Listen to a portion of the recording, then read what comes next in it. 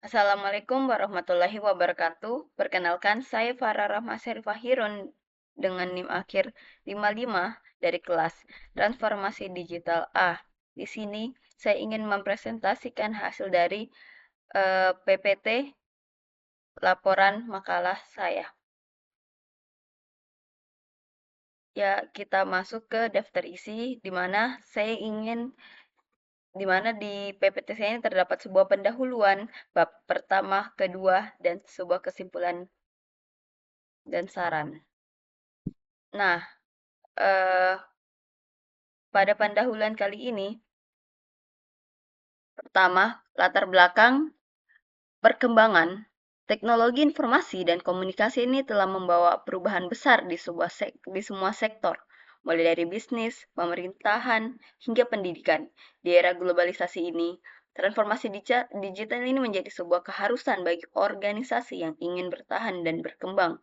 Namun, transformasi digital tidak hanya soal mengadopsi teknologi baru, ini juga melibatkan perubahan mendasar dalam budaya organisasi, proses bisnis, dan model operasional. Karena itu, transformasi digital ini memerlukan perencanaan yang matang. Tanpa persiapan yang tepat, digitalisasi ini bisa gagal, yang menghabiskan sumber daya, bahkan mengganggu kinerja organisasi. Nah, lanjut ke rumusan masalah. Tugas ini berfokus pada beberapa pertanyaan utama, yaitu apa kebutuhan utama dalam transformasi digital, bagaimana menyusun rencana implementasi yang efektif, bagaimana merancang arsitektur sistem informasi yang mendukung keberhasilan. Di sini saya juga menganalisis aspek organisasi, keuangan, dan sosial yang menjadi faktor penting, serta bagaimana membangun strategi transformasi digital yang berkelanjutan. Dengan pembahasan ini diharapkan kita bisa mendapatkan pemahaman menyeluruh tentang pentingnya transformasi digital di era modern ini. Kita lanjut ke slide berikutnya. Yang pertama itu bab 1 mengidentifikasi kebutuhan transformasi digital dan rencana implementasi dan merancangan arsitektur sistem informasi untuk transformasi digital. Yang pertama, kita masuk ke subbab 1, yaitu mengidentifikasi kebutuhan transformasi digital. Pada bagian pertama ini, kita akan membahas tentang mengidentifikasi kebutuhan transformasi digital. Sebelum memulai proses digitalisasi, sebuah organisasi itu harus mendalami dengan jelas kebutuhan yang harus dipenuhi. Hal ini yang mencakup evaluasi terhadap organisasi saat ini, serta menentukan area mana yang perlu perubahan atau peningkatan. Transformasi digital harus selaras dengan tujuan strategis organisasi, baik itu untuk meningkatkan efisiensi operasional, meningkatkan pengalaman pelanggan, atau merespon perubahan pasar. Identifikasi kebutuhan ini juga melibatkan pemetaan terhadap teknologi baru yang relevan serta penentuan sumber daya yang dibutuhkan, baik itu SDM atau infrastruktur. Kita lanjut ke bagian kedua, subbab kedua, yaitu menyusun strategi transformasi digital. Setelah kebutuhan teridentifikasi, langkah selanjutnya adalah menyusun strategi transformasi digital. Yang strategi ini harus mencakup perencanaan jangka panjang dengan tujuan agar organisasi dapat beradaptasi dengan perubahan teknologi yang cepat. Strategi transformasi itu harus mencakup aspek seperti peningkatan kapabilitas SDM, peningkatan teknologi terbaru, serta penyusunan roadmap perubahan yang jelas. Dan kita juga perlu memperhatikan faktor-faktor eksternal seperti regulasi yang berlaku, tren pasar, dan perilaku konsumen yang terus berkembang. Jadi penting bagi organisasi untuk menyusun strategi yang tidak hanya berfokus pada teknologi, tetapi juga pada budaya organisasi dan manajemen perubahan yang memungkinkan adopsi teknologi secara efektif. Lanjut ke subbab ketiga, yaitu merancang arsitektur sistem informasi untuk transformasi digital. Langkah berikutnya itu merancang arsitektur sistem informasi yang mendukung transformasi digital. Nah, arsitektur sistem informasi itu harus didesain untuk mendukung integrasi berbagai teknologi yang diterapkan dalam organisasi. Hal ini mencakup seperti pemilihan platform digital, infrastruktur cloud, serta sistem manajemen data yang efisien dan aman. penting untuk memilih teknologi yang scalable sehingga dapat berkembang sesuai dengan kebutuhan di masa yang akan datang. Nah, arsitektur ini juga harus mempertimbangkan faktor-faktor seperti keamanan cyber, kompatibilitas antar sistem, dan kemudahan penggunaan oleh seluruh stakeholder. Lanjut, kita akan bahas analisis kebutuhan infrastruktur teknologi informasi untuk mendukung transformasi digital. Teknologi informasi itu sangat penting untuk kelancaran implementasi teknologi baru.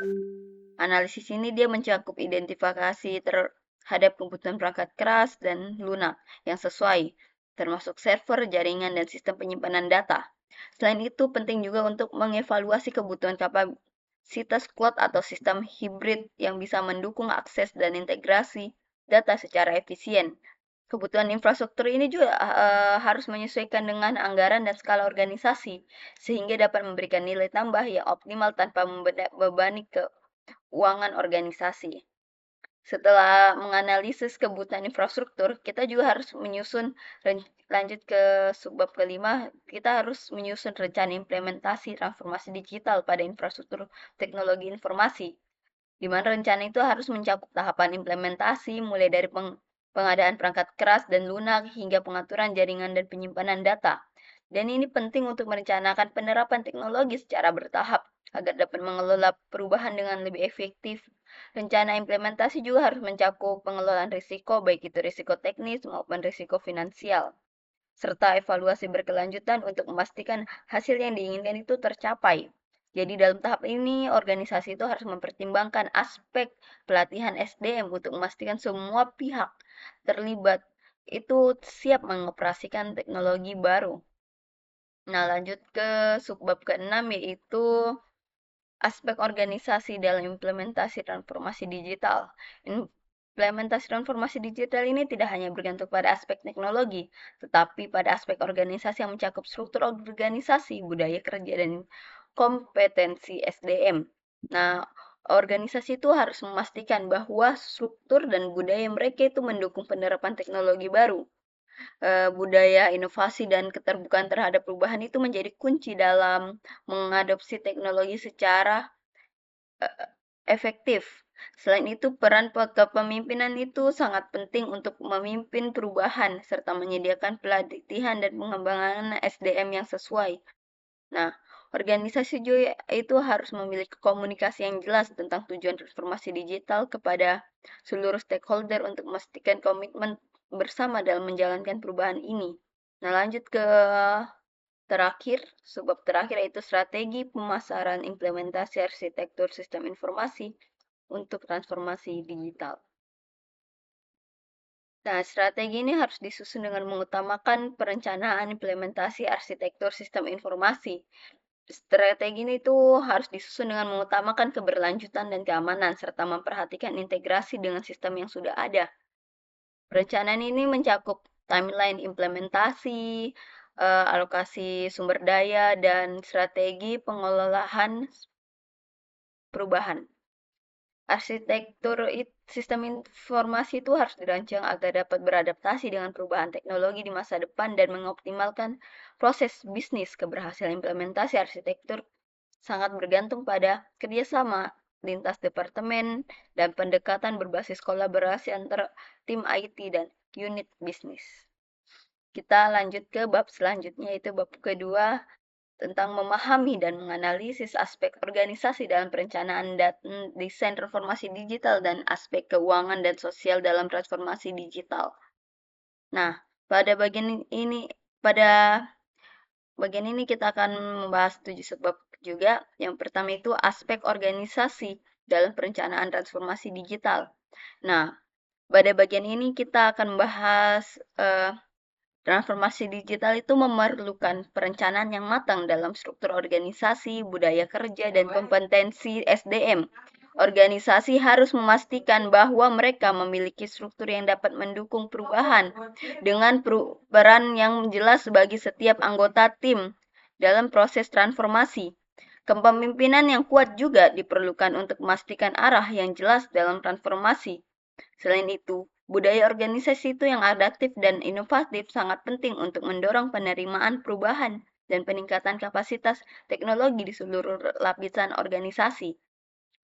Nah, selanjutnya ini kita akan bahas perubahan struktur organisasi yang diperlukan dalam transformasi digital.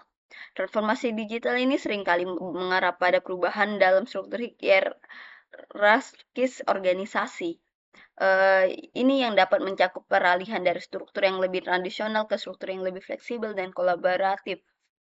Perubahan ini juga memungkinkan lebih banyak pengambilan keputusan yang desentralisasi, di mana tim lintas fungsi bekerja sama untuk mencapai tujuan transformasi. Kita juga perlu memperhatikan dampaknya terhadap departemen yang berhubungan langsung dengan teknologi seperti IT dan digital marketing, yang seringkali mendapat peran yang lebih besar dalam organisasi digital first. Lanjut ke subbab ketiga itu tantangan dalam mengimplementasikan transformasi digital pada aspek organisasi, di mana implementasi transformasi digital ini menghadapi tantangan besar dalam aspek organisasi. Beberapa tantangan utama termasuk resistensi terhadap perubahan, di mana anggota organisasi yang terbiasa dengan cara lama mungkin merasa tidak nyaman dengan adopsi teknologi baru.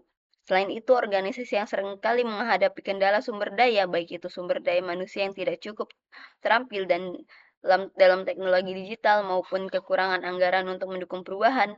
Dalam mengatasi tantangan ini, organisasi ini perlu memiliki strategi komunikasi yang efektif.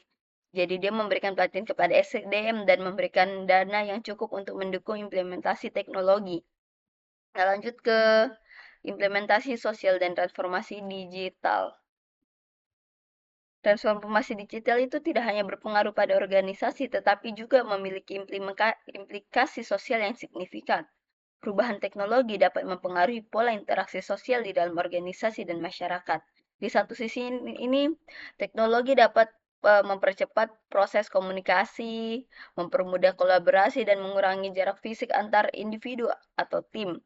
Namun, di sisi lain, teknologi dapat menyebabkan ketimpangan sosial, di mana sebagian individu atau kelompok mungkin merasa tertinggal karena kurangnya akses atau keterampilan untuk beradaptasi dengan perubahan digital.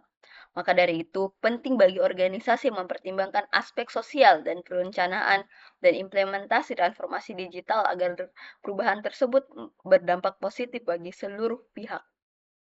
Lanjut ke subbab kelima, yaitu aspek keuangan dalam transformasi digital. Aspek keuangan itu merupakan faktor kunci dalam transformasi digital. Organisasi itu harus mempertimbangkan biaya investasi teknologi yang akan dibutuhkan, termasuk untuk pengadaan perangkat keras, lunak, dan pelatihan SDM. Penting juga merencanakan bagaimana pengelolaan anggaran dilakukan agar investasi ini dapat memberikan return of investment ROI yang optimal. Selain itu juga organisasi perlu menilai biaya operasional yang lebih efisien yang mungkin dihasilkan dari digitalisasi seperti pengurangan biaya manual dan peningkatan produktivitas, penyusunan model keuangan yang jelas dan terukur yang akan sangat membantu dalam memastikan bahwa transformasi digital sangat berjalan dengan lancar tanpa mengganggu stabilitas finansial organisasi. Nah, pengaruh sosial dalam lanjut ke bagian ini, pengaruh sosial dalam transformasi. Bagian keenam. Pada bagian ini, kita akan membahas salah satu pengaruh utama dalam transformasi digital adalah penerimaan masyarakat terhadap teknologi, di mana masyarakat itu merasa nyaman dan yakin bahwa teknologi yang diterapkan dapat memberikan manfaat tanpa mengorbankan nilai-nilai sosial yang ada. Perubahan sosial akibat digitalisasi yang mencakup perubahan pola kerja seperti perlatihan dari pekerjaan tradisional ke pekerjaan berbasis digital yang sangat menciptakan kesempatan baru atau tantangan baru bagi tenaga kerja. Selain itu, transformasi digital ini sangat dapat mempengaruhi hubungan antar individu dalam masyarakat seperti peningkatan interaksi jarak jauh yang dapat mempengaruhi nilai sosial dan hubungan personal. Terakhir, sebab terakhir yaitu peran kebijakan dan regulasi dalam transformasi digital. Nah, Kebijakan dari regulasi ini memiliki peran penting dalam memastikan bahwa transformasi digital ini berjalan sesuai dengan aturan yang berlaku dan tidak menimbulkan dampak negatif seperti penyalahgunaan data pribadi atau ancaman keamanan cyber. Organisasi itu perlu memahami aturan yang mengatur perlindungan data dan privasi pengguna, serta bagaimana regulasi ini dapat mempengaruhi cara mereka mengelola dan memanfaatkan data. Pemerintah juga dapat berperan dalam memberikan insentif atau dukungan untuk memfasilitasi adopsi teknologi sambil memastikan bahwa kebijakan yang ada mendukung keberlanjutan sosial dan ekonomi di tengah perubahan teknologi yang sangat cepat ini. Nah, lanjut ke slide berikutnya yaitu penutup kesimpulan di mana transformasi digital saat ini bukan lagi sekedar opsi, melainkan kebutuhan utama bagi organisasi yang ingin bertahan dan bersaing di tengah perubahan teknologi yang begitu cepat. Dalam perjalanan transformasi ini, organisasi itu perlu mengidentifikasi kebutuhan mereka secara menyeluruh, baik dari sisi teknologi, proses bisnis, maupun sumber daya manusia. Perancangan arsitektur sistem informasi yang terstruktur dan terintegrasi menjadi kunci untuk memastikan efektivitas penerapan teknologi baru. Selain itu, keberhasilan transformasi digital juga sangat bergantung pada kesiapan dari aspek organisasi, keuangan, dan sosial. Struktur organisasi yang fleksibel, budaya inovasi yang kuat, serta kompetensi digital dari para karyawan menjadi faktor yang penting dalam mendukung perubahan ini.